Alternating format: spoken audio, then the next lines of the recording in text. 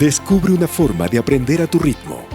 La Universidad Peruana Unión ofrece nuevas carreras semipresenciales en educación inicial y puericultura, educación primaria, educación lingüística e inglés y psicología. Además, ofrece carreras en administración, contabilidad y gestión tributaria para gente que trabaja. También ofrece maestrías y doctorados, 100% virtual, en ingeniería, empresariales, salud pública y educación. Combina formación presencial y virtual adaptándose a tus necesidades. Somos top 10 de las mejores universidades privadas según SUNEDU, con una plataforma virtual de nivel mundial y docentes especialistas. Examen de admisión, 27 de agosto. Inicio de clases, 4 de septiembre. Para más información, visita nuestro sitio web o comunícate con nosotros a los siguientes números.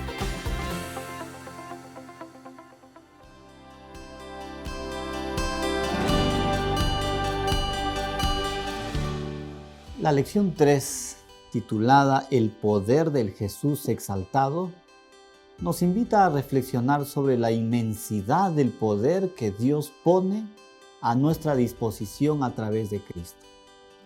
Este poder divino no se mide en términos humanos, sino que se verifica en 4 eventos de la historia de la salvación que transforman el cosmos.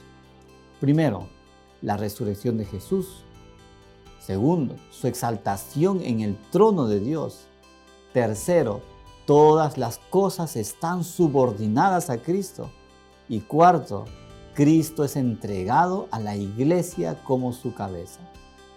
En la sociedad actual, donde la búsqueda de poder es constante y a menudo se mide en términos materiales, la lección nos recuerda que el verdadero poder proviene de Dios y se manifiesta en la vida, la muerte y la resurrección de Jesús.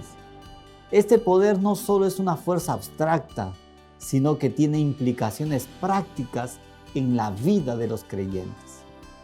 La lección también destaca la importancia de la oración como medio para acceder a este poder divino. A través de la oración, los creyentes pueden experimentar la inmensidad del poder de Dios y aplicarlo en su vida diaria. Además, la lección nos desafía a reflexionar sobre cómo vivimos a la luz del gobierno de Cristo sobre todas las cosas y cómo podemos escapar de las fuerzas del mal que aún prevalecen en nuestro mundo. Finalmente, la lección nos anima a considerar cómo podemos utilizar el poder de Cristo para beneficiar a la iglesia y al mundo. A través de su exaltación, Cristo ha sido entregado a la iglesia como su cabeza, proporcionándonos todo lo que necesitamos para vivir vidas victoriosas y hacer una diferencia en el mundo.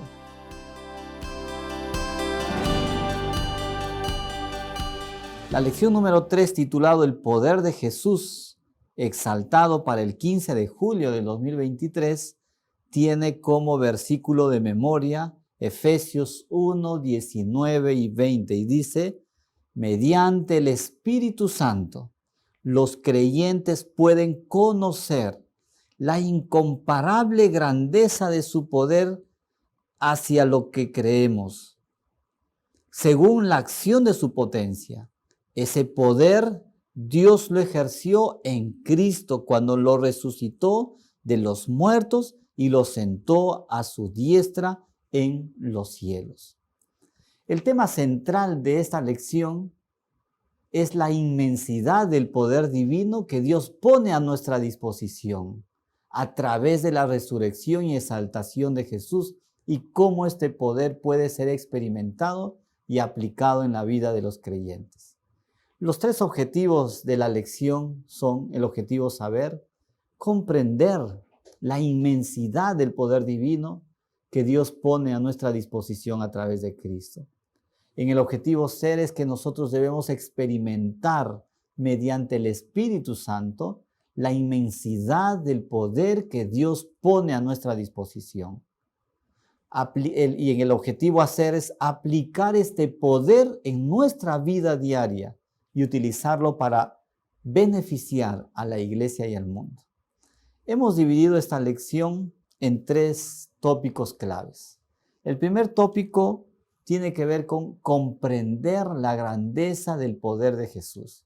Y los versículos centrales está en Efesios capítulo 1, del 15 hasta el versículo 19, complementado con capítulo 3, versículos 14 hasta el 21. La segunda idea clave es la exaltación de Jesús y su dominio sobre todos los poderes. Y esto está en Efesios capítulo 1, versículos 20 hasta el 21. Y el tercer tópico clave es la relación entre Cristo y la iglesia. Capítulo 1, versículos 22 y 23. Que podamos disfrutar del desarrollo de estos 3 tópicos claves para que nosotros podamos comprender la grandeza del poder de Jesús. Bienvenidos a su programa Enfocando la Lección de Escuela Sabática, aquí en Edúcate Más.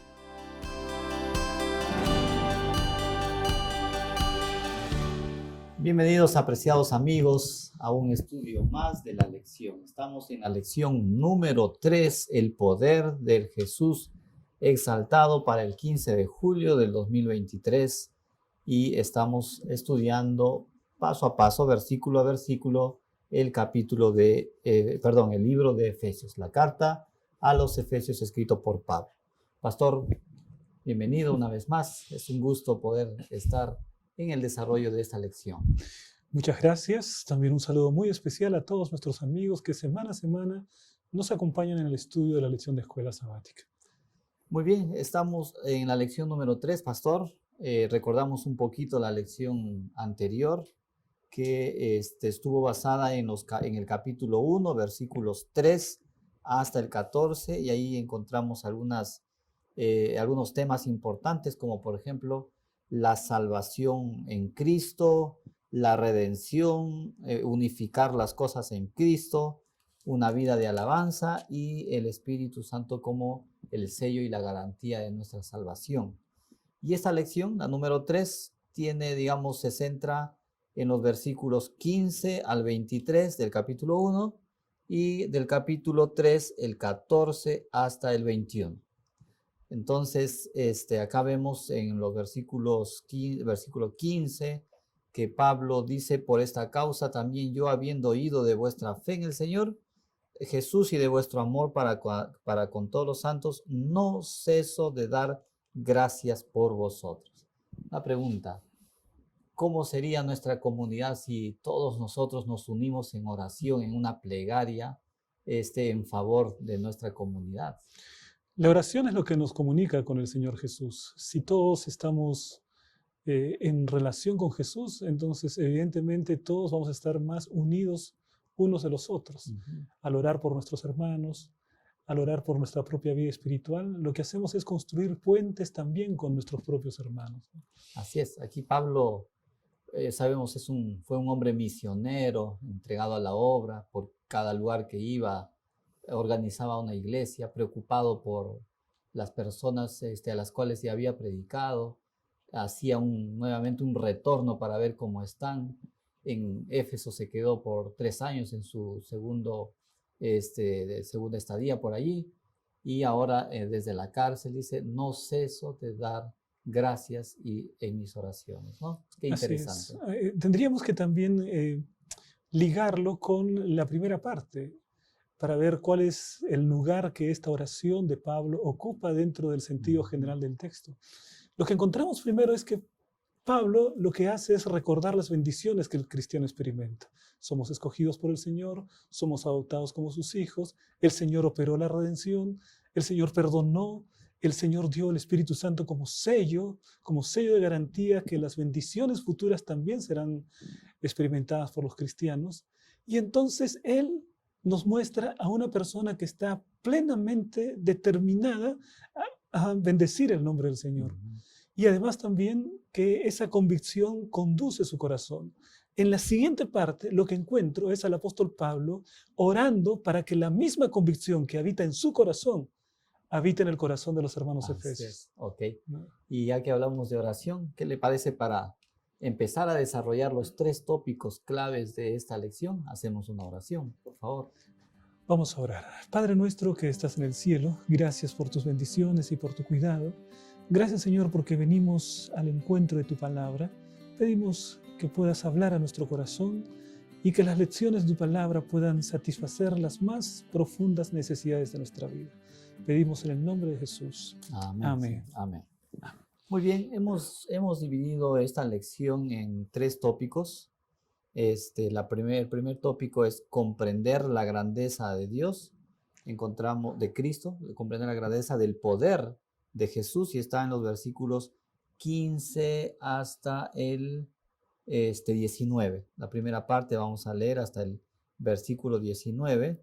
La segunda parte tiene que ver con la exaltación de Jesús y su dominio sobre todos los poderes, del versículo 19 hasta el versículo 21, y terminaremos con la relación entre Cristo y la iglesia, versículos 22 y 23. Complementaremos con el capítulo 3, versículos 14 en adelante. Empezamos con la primera parte, comprender los primeros versículos de nuestro estudio de hoy. Tiene que ver con la grandeza del poder de Jesús. Voy a leer y vamos comentando algunas cosas, pastor.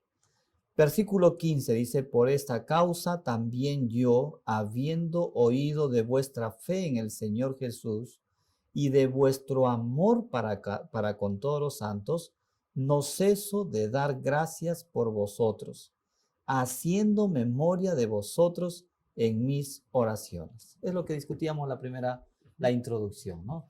Qué importante en nuestro ministerio, ¿no? Qué importante en nuestra misión de predicar el evangelio es orar por otras personas, es acordarnos de nuestros amigos, familiares, hermanos de otra iglesia y no cesar en nuestras oraciones, acordándonos de su amor fraterno, acordándonos de los desafíos que tienen, ¿no? La religión cristiana no es una religión del monje que va a la montaña para vivir su vida cristiana alejado del mundo. La religión cristiana es una religión de comunidad. Y en esa comunidad, entonces, sentimos la falta de nuestros hermanos. En esa comunidad no somos indiferentes para con aquello que los hermanos experimentan. Y Pablo dice: yo habiéndome enterado, habiendo conocido su situación, lo que yo hago es colocarme de rodillas. Quizás no podía hacer mucho físicamente en relación con los hermanos de Éfeso porque estaba en la cárcel. Quizás no podía hacer más, pero lo que sí podía hacer era orar. Y orar es realmente algo muy valioso que podemos hacer por los otros cristianos. Hay mucho por, digamos, discutir aquí, pastor, pero la oración intercesora, digamos, es muy importante en el crecimiento de la iglesia, tanto para el que ora como para los que oran, ¿verdad? Sí. La oración intercesora tiene beneficios incalculables para la vida de una persona. Es lo que practica Pablo aquí, ¿no? El principal beneficiado con la oración intercesora es el propio cristiano que ora, porque ya el hecho de colocarse en la presencia de Jesús ya es una tremenda bendición. Ahora, cuando oro por la vida de otra persona, y sobre todo si esa persona, vamos a decir, rechaza por completo la palabra de Dios, en su libertad, esa persona asume que rechaza la palabra de Dios. Entonces, Dios no tendría ningún argumento, entre comillas, ¿no?, para poder continuar trabajando en la vida de esa persona. Y el diablo podría decirle: ¿por qué insistes? Ya decidió. No, deja de molestarlo. Él ya hizo su decisión, él no te quiere más, ¿no? Entonces, cuando uno hace su oración intercesora por su papá, por su mamá, por su familia, lo que le está dando es un argumento al Señor. Porque el Señor le dice a Satanás: sí, yo estoy respondiendo la oración de esa otra persona que está orando por él, y yo respondo la oración. Puede ser que él esté rechazando, pero hay gente que está orando por él. Poniéndonos en el contexto entonces de Pablo, que está en la cárcel, está recordando a sus hermanos de Éfeso, dice, se acuerda de su amor, se acuerda, ¿no es cierto?, de todo lo que ellos hacen con los santos. Entonces dice: no ceso de orar por vosotros, haciendo memoria en mis oraciones.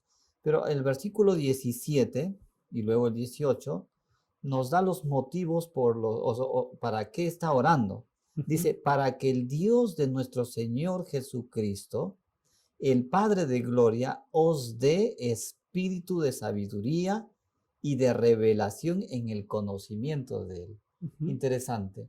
Entonces, ora por los efesios para que Dios les dé un espíritu de sabiduría y revelación de conocimiento. Sí, del conocimiento. Estaba mencionando que en el capítulo anterior el apóstol Pablo hace una relación de las bendiciones espirituales. Bendiciones espirituales de las cuales muchas veces el cristiano no es consciente. Es decir, vive la vida cristiana y a veces no es consciente del gran valor de ser perdonado o del gran valor de haber sido redimido o del hecho maravilloso de ser adoptado como hijo de Dios. Son bendiciones espirituales. Entonces Pablo ahora dice que se abra su discernimiento, que no olviden esas cosas. Esas bendiciones espirituales tienen que estar no solo en su corazón, tienen que estar en su mente, tienen que reflexionar en ellas, tienen que comprenderlas mejor. Así es. Ahora, pero cuando aquí Pablo pide, digamos, ese espíritu de sabiduría, o sea, ¿qué es la sabiduría? Es esa capacidad de elegir, ¿no? Tengo entre el bien y el mal y elijo el bien, ¿no? Tener sabiduría para tomar decisiones correctas. Sí, en realidad la sabiduría, desde el punto de vista de la palabra de Dios, incluso puede ser Es mucho el- más abarcante, ¿no? ¿no? Porque, bueno, vamos a decir que una persona está casada, yo hablo, por ejemplo, acerca de la experiencia de mis padres, ¿no? Cuando yo conversaba con uno de ellos, tenía una respuesta y prácticamente era la misma respuesta a la que encontraba en la otra persona. Es decir, por la intimidad ellos habían llegado prácticamente a pensar en los mismos términos. Entonces, aquel que adquiere sabiduría es aquel que está en la presencia del Señor y aprende a decidir como Dios decidiría en cada caso particular. Usa los principios que Dios usa para decidir, para Él hacer sus propias decisiones. Y eso es por la intimidad. Por eso la palabra dice que el principio de la sabiduría es el temor de Jehová. Ahora, y adiciona y dice ese espíritu de sabiduría y de revelación en el conocimiento de Él. Es decir, cada vez un mayor conocimiento. Mira que en la palabra de Dios la idea de conocimiento no solamente es un tema intelectual. En la Biblia el conocimiento tiene que ver con intimidad en una relación. Adán conoció a su mujer y dio a luz un hijo a la mujer, ¿no es cierto? Está hablando de una relación íntima. El conocimiento es una relación íntima. Y cuando Jesús habla acerca del conocimiento, lo vincula con el resultado más maravilloso del conocimiento, porque dice: y esta es la vida eterna, que te conozcan a ti, el único Dios verdadero, y a Jesucristo a quien envió. Entonces le está diciendo, en realidad la vida eterna es conocer a Jesús. O sea, la vida eterna esencialmente es estar en la presencia del Señor, es tener intimidad con el Señor. Ahora la tenemos. En el futuro será mucho más exuberante y completa, pero desde ahora ya podemos disfrutar de la presencia de Dios. Y esa era, digamos, la preocupación de Pablo, ¿no? Así es, que la iglesia llegue a tener ese grado de intimidad con Cristo. Porque había estado con ellos 3 años, había formado la iglesia allí, y ahora, digamos, se acuerda en sus oraciones siempre, y no pide por necesidades materiales, ojo, ¿no? Sí. Que podrían estar necesitando, sino que aquí pide para que Dios les dé un espíritu de sabiduría, que puedan escoger, digamos, que puedan tener una relación íntima con Dios, porque ese es el centro, ¿no? A veces no somos conscientes de las grandes bendiciones que tenemos, porque Dios nos ha adoptado como sus hijos, nos ha perdonado, nos ha redimido. Entonces Pablo ora por los efesios para que su comprensión, su entendimiento se ilumine acerca de las cosas espirituales. Y eso les traiga la certeza en su corazón del amor de Jesucristo. Ahora, esta parte, este versículo 17, se complementa en el capítulo 3, versículos 14 en adelante. Por ejemplo, voy a dar lectura. Por esta causa doblo mis rodillas ante el Padre de nuestro Señor Jesucristo, de quien toma nombre toda la familia en los cielos y en la tierra, para que os dé conforme a las riquezas de su gloria, el ser fortalecidos con poder en el hombre interior por su espíritu, que habite Cristo por la fe en vuestros corazones, a fin de que, arraigados y cimentados en amor, seáis plenamente capaces de comprender con todos los santos cuál sea la anchura, la longitud, la profundidad y la altura, y de conocer el amor de Cristo. Es lo que estábamos hablando, ¿no? Ahora se complementa. Yo sentí allí que íbamos a leer apenas una pequeña parte, pero es imposible, ¿no? No.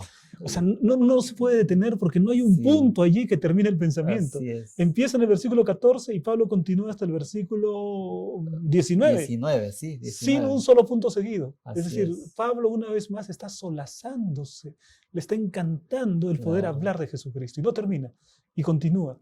Él dice, por esta causa doblo mis rodillas. Tenemos que ir a los versículos anteriores para saber cuál es la causa por la que él dobla sus rodillas. Dice en el versículo anterior, para que no desmayéis a causa de mis tribulaciones. Entonces, lo que él está diciendo es lo siguiente. El hecho de que él se encuentre preso puede ser motivo de desfallecimiento para los efesios, motivo de desánimo. Pero ¿cómo? Dios no está cuidando de Pablo. Si el evangelio no es poderoso ni siquiera con Pablo, ¿qué puedo esperar yo de mí? ¿No? Entonces, ahora él le dice, esa es una tribulación que yo estoy pasando y puede ser causa de debilidad de muchos. Por eso yo oro, dice allí. Esa es la razón por la que yo continuamente oro, para que ustedes no desfallezcan, sino que recuerden las magnificencias del amor de Jesucristo. Claro, y ahí viene, digamos, el título de esta primera parte, es comprender la riqueza, comprender la grandeza del poder de Jesús. Lo que Pablo está preocupado en que ora por, digamos, los efesios, que Dios les dé espíritu de sabiduría y de conocimiento en Él. Pero ese conocimiento está basado en Jesús y dice, seáis plenamente capaces de comprender con todos los santos cuál sea la anchura, la longitud, la profundidad y la altura, y de conocer el amor de Cristo, que excede a todo conocimiento, para que seáis llenos de toda plenitud de Dios. Es el mayor conocimiento que nosotros podamos tener, es de Jesús. Así es. Y además también ahí se revela el gran poder del Señor. Porque Dios tiene poder suficiente para librarnos de las tribulaciones, pero el Señor no nos libra de tribulaciones. El Señor nos libra en medio de las tribulaciones. O sea, su poder se manifiesta al librarnos en medio de las tribulaciones.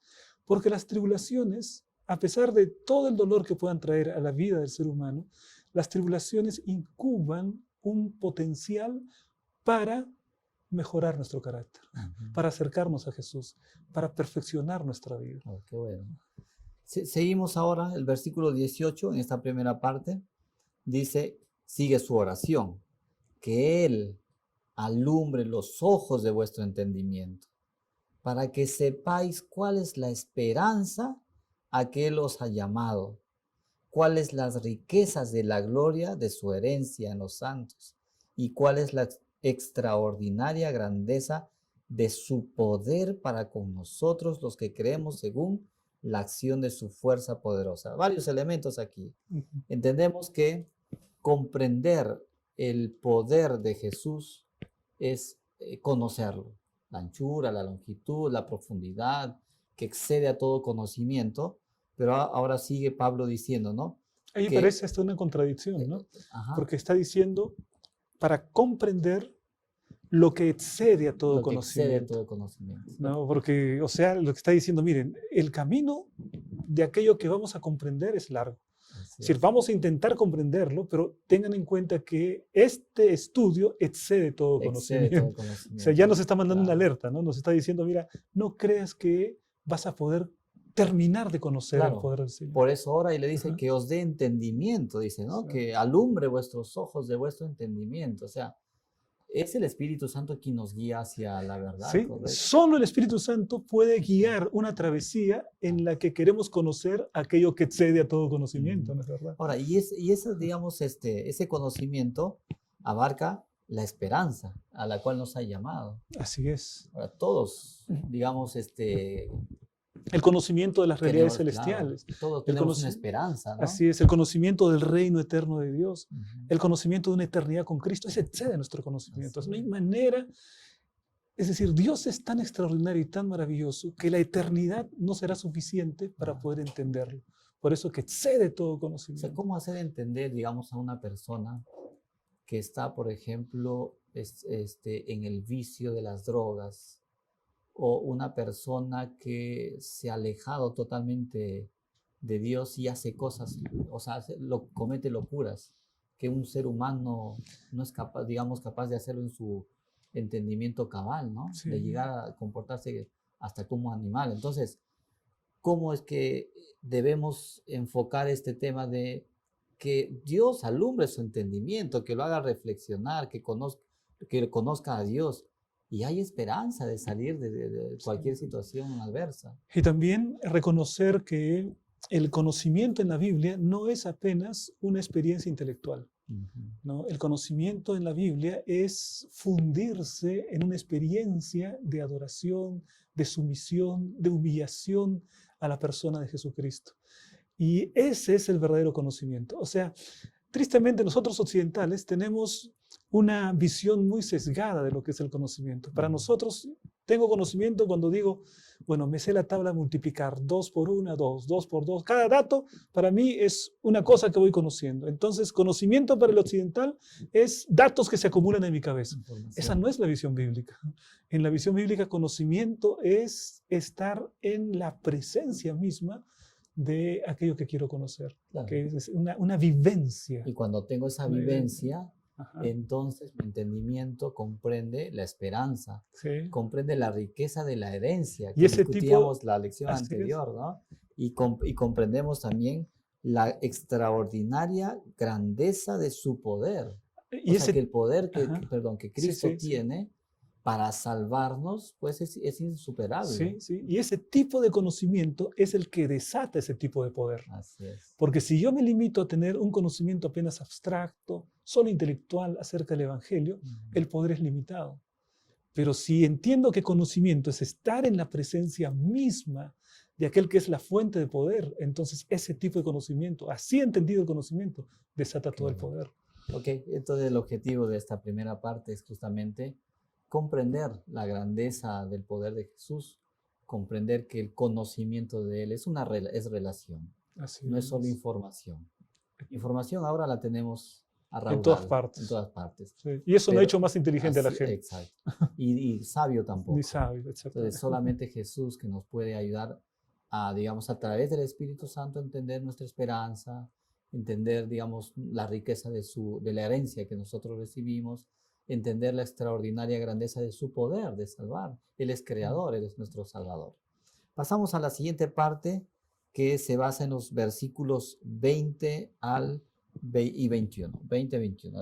La siguiente parte es la exaltación de Jesús y su dominio sobre todos los poderes.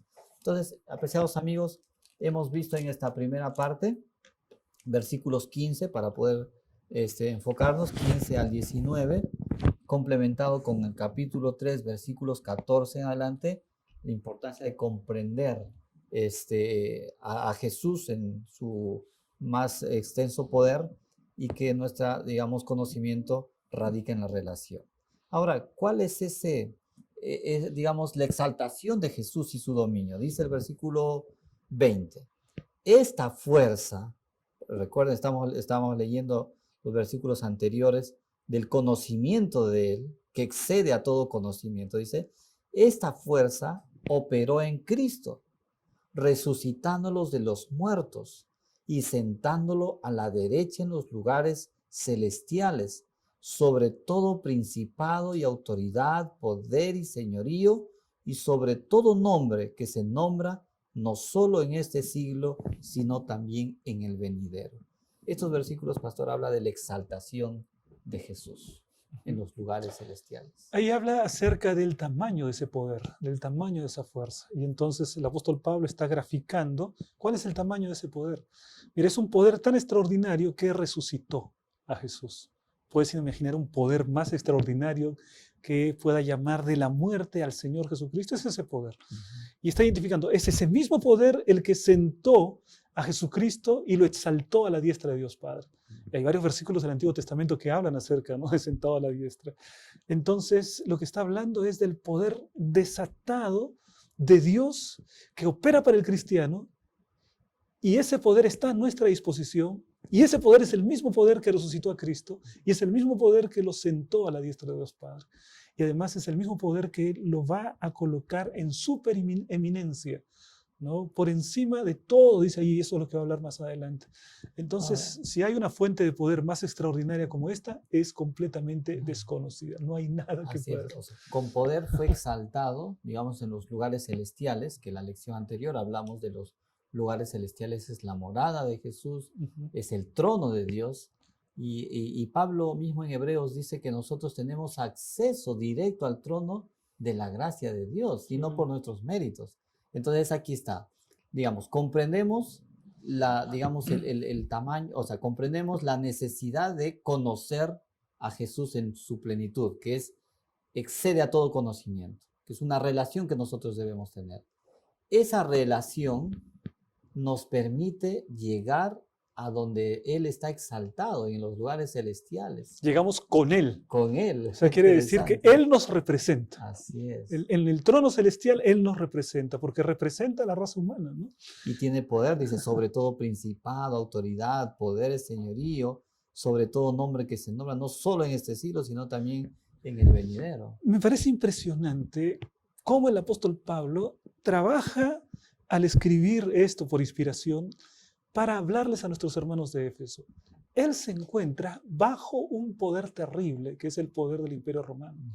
Es el poder del Estado, de un imperio, de la guardia pretoriana, ¿no? Que lo tiene encerrado y desde el cual escribe la carta. Entonces él se encuentra bajo un poder. Y en aquel tiempo el poder más tremendo que conocían las personas era el poder del imperio, el poder de las armas de Roma. Y entonces ahora Pablo les está llevando a otra dimensión. Y les está diciendo, mira, yo conozco otro poder. Este poder les parece que es grande. Ni crean que es grande, ¿no? Este poder, mira, está por encima de cualquier otro poder humano. Es el poder que resucitó a Cristo. Es el poder que lo exaltó al Señor. Es el poder que coloca a Cristo en su preeminencia. Ese es el poder. Así que estos emperadorcitos que están aquí, esos no significan nada, ¿no? Quédense tranquilos nomás que esto de aquí apenas representa un pequeño paso de aprendizaje en la vida, ¿no? En la prisión. Y se refiere justamente a ese poder que está en los lugares celestiales, y dice a la derecha, pero también veíamos la semana pasada, y tenemos allí en la Biblia, que nuestra lucha no es contra sangre y carne, sino contra potestades que están, digamos, y principados que están en los cielos, ¿no? O sea, los poderes del mal. Entonces, si yo, Tito Goicoechea, con mi humanidad sola, me presento, me enfrento a esos poderes celestiales del mal, definitivamente voy a ser, digamos, derrotado. Pero aquí viene, dice, tranquilos, hay un poder superior. Jesús fue exaltado. O sea, ese poder que lo resucitó, venció digamos, al pecado, venció a la muerte, ahora está en el trono a la derecha de Dios, de su Padre. Y Él está dispuesto para nosotros a salvarnos. Qué importante. Qué tremendo es esto, porque puede ser que una persona en este mismo momento se sienta oprimida por alguna esclavitud del vicio, por ejemplo. Claro. Quizá haya alguien que en este momento no sabe cómo liberarse del alcohol. Es un poder tremendo que está oprimiendo su cuerpo, de la droga, o quizá de la pornografía, de cualquier cosa que cautiva, que lo pisotea, que lo destruye por completo, destruye su vida, destruye su hogar. Bueno, aquí la palabra de Dios nos dice que hay un poder superior a eso. Y en ese poder hay esperanza. Ese poder, mi hermano, es el que resucitó a Jesucristo y es el que puede librarte plenamente de aquello que está oprimiéndote. Amén. Muy bien, y continuamos la tercera parte porque es la continuación, y la tercera parte justamente que está en los versículos 22 y 23, que tiene relación con lo anterior. O sea, hacemos una relación. La primera parte nos invita a comprender, a conocer a Jesús, que excede todo tipo de conocimiento, y que ese conocimiento es relación. Pero Jesús tiene poder, fue exaltado en los lugares celestiales. Ahora, con ese poder, esa exaltación que recibió Jesús, dice el versículo 22, y sometió todas las cosas debajo de sus pies, y lo dio por cabeza sobre todas las cosas a la iglesia. Que esa parte es importante, es decir, ¿quién es la cabeza de la iglesia? Cristo. Es ese Jesús exaltado, digamos que Dios con poder lo resucitó y está a su diestra. Él es la cabeza de la iglesia. Dice, sometió todas las cosas bajo sus pies. Está hablando acerca de un poder y lo está colocando en su lugar exacto, ¿no? Y entonces está diciendo, miren, hay poderes en esta vida. Ustedes pueden ver, ¿no? Poderes políticos, poderes económicos, Hay poderes, sí, son reales y son opresivos y tienden a destruir muchas veces nuestra vida, ¿no? Y sobre ellos hay poderes también de las fuerzas demoníacas, hay poderes enormes, están sobre ellos. Pero yo conozco un poder mayor. Yo sé que hay un poder que está por encima, el poder que resucitó a Jesucristo. Ese poder está a disposición del cristiano. Así que no pueden vivir con temor, pueden vivir con la seguridad de una victoria total, porque ustedes tienen a su disposición un poder que es mucho mayor. Y entonces aquí, cuando él habla en términos proféticos, está mencionando que está sobre todo principado, autoridad, poder y señorío. Es decir, está mencionando también hasta las fuerzas del mal, ¿no? Y sobre todo nombre que se nombra. Es decir, todas las personas tienen un lugar especial. Todo nombre que se nombre, todo lo que se pueda hablar, él está por encima de eso. Y ahora pasa del asunto espacial al asunto temporal, porque dice, no solo en este siglo, sino también en el venidero. Entonces, él dice, mira, este poder es tan extraordinario que no solo está en todo lugar, sino que además también está en todo tiempo. No solo en ese siglo, sino en el venidero. Por lo tanto, este texto nos alcanza a nosotros. Porque si el apóstol Pablo solamente habla de un poder que tiene supremacía en cierto periodo, ahí en cierto periodo limitado, en el tiempo de Pablo, entonces ¿qué nos resta a nosotros que ya no vivimos en el tiempo de Pablo? Entonces Pablo dice, no, este poder no solamente es en nuestro tiempo, sino también en el tiempo venidero. Claro. No, Ahora, pero ubicándonos en el contexto de los Efesios, Pablo había formado ya una iglesia allí, ¿verdad? Había formado una iglesia, había pasado 3 años. Y entonces les dice, o sea, pueden estar desanimados por la situación en la cual está él, ¿no? En la cárcel. Pero en vez de desanimarlos, los anima, ¿no? Miren, estoy en esta situación. Ni siquiera le dice estoy en esta situación. Simplemente dice, me acuerdo en mis oraciones de ustedes y pido que Dios les dé un espíritu de sabiduría, de revelación, en el conocimiento de Él, de conocer a Jesús, su plenitud, su anchura, su altura. Ese conocimiento es el que excede a todo. sí. Ahora, pero ¿quién es Jesús? Y exalta a Jesús, digamos, en lo más alto. Pero ahora les dice, mire, ustedes son parte del cuerpo de Cristo, porque la iglesia es el cuerpo de Cristo. Así es. O sea, qué sentido de pertenencia bonita que les presenta Pablo a los efesios y a todos nosotros. Así es. Lo que está haciendo el apóstol Pablo es no vivir apenas en la dimensión presente de los eventos que enfrenta. Él tiene su mirada en Cristo. Él tiene su mirada en las realidades espirituales. Él dice, lo que ahora estoy sufriendo es apenas temporal. El triunfo es eterno. La victoria es eterna. Lo que ahora estoy experimentando es una cosa temporal. Y además también en medio de las prisiones Jesucristo está. Entonces, él siempre tiene su mirada en las cosas trascendentes. ¿Cuánto debemos aprender de Pablo, no? A veces simplemente porque, qué sé yo, porque hubo un pequeño problema, lo hacemos grande, ¿no? A veces hay problemas porque el esposo aprieta la crema dental por el centro y la esposa aprieta por atrás y entonces y se hace en un mundo, ¿no? Es decir, en los eventos pequeños. No, tenemos que ver como Pablo siempre que la realidad es mucho más grande, que la realidad no es solo aquello que se puede ver, que la realidad también se compone por las cosas que no se pueden ver, las realidades espirituales. Claro. Y sigue colocando a Jesús como el centro. En la lección anterior, la lección número 2, veíamos en el versículo 10 del capítulo 1, dice de reunir todas las cosas en Cristo. Y ahora nos muestra que el mejor conocimiento, el que excede a todo conocimiento, es conocer a Jesús, ese conocimiento de relación. Pero ese Jesús exaltado, que está a la diestra del Padre, que tiene dominio sobre todos los poderes. Y termina, esta parte, este capítulo 1, el versículo 23, dice, hablando de la iglesia, ¿verdad? Dice, la cual es su cuerpo, el cuerpo, la plenitud de aquel que todo lo llena en todo. O sea, qué importante, digamos, es un cristocéntrico, ¿no? total, Pablo, ¿no? Es un cristocéntrico total. ¿Por qué la carta es cristocéntrica? Porque nace del corazón de una persona cristocéntrica, ¿no? Y entonces el Señor lo utiliza de esa manera para colocar a Cristo en el centro de su teología. Pastor, ¿alguna apelación para nuestros amigos? Hemos repasado las 3 ideas claves: comprender la grandeza del poder de Jesús, la exaltación de Jesús y su dominio sobre todos los poderes, y la relación entre Cristo y la iglesia. Si el más grande poder que existe en el universo, que es el poder del Señor, que es el poder que resucitó a Jesucristo y lo colocó a la diestra de Dios Padre, ese poder está a tu disposición, mi querido hermano. No importa cuál sea el problema que tengas que enfrentar, el desafío o cuán lejos haya llegado tu vida, no existe nada imposible para Dios. Y ese poder está a tu disposición. ¿Por qué no te entregas a Jesús? ¿Por qué no colocas tu vida en las manos de Dios para que ese poder actúe de una manera maravillosa en tu corazón? Amén. Gracias.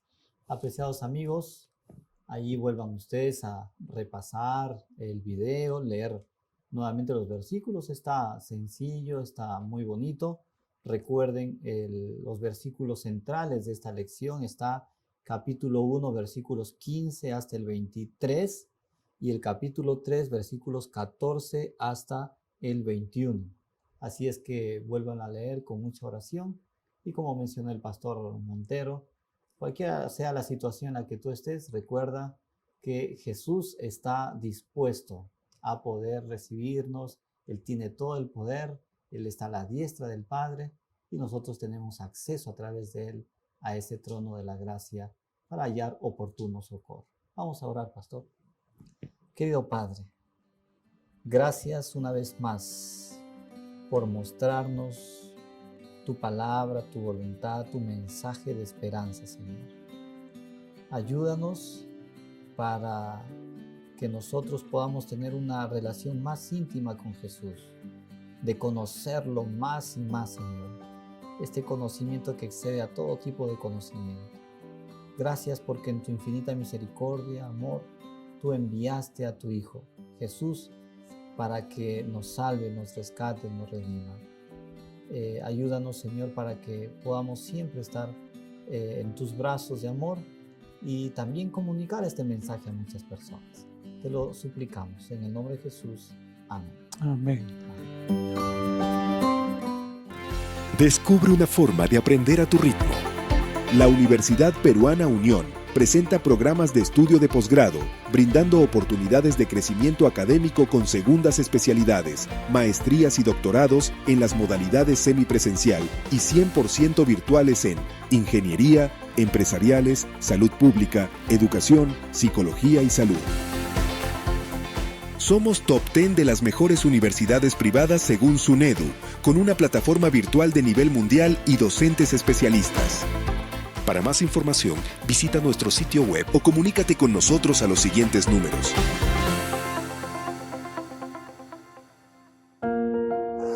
Visita y regístrate en educatemas.p, la plataforma de educación continua donde encontrarás el repaso de las lecciones de escuela sabática para maestros, descargar materiales y muchos cursos más que te ayudarán a desarrollar tu liderazgo y ministerio en la iglesia. educatemas.p. Vamos donde tú estás.